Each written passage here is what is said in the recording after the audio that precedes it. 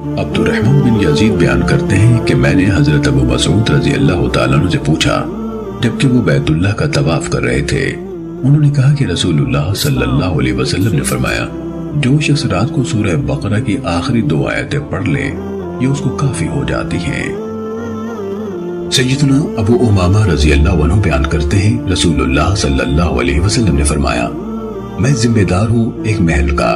جنت کی ایک جانب میں اس شخص کے لیے جو جھگڑا چھوڑ دے اگرچہ حق پر ہو،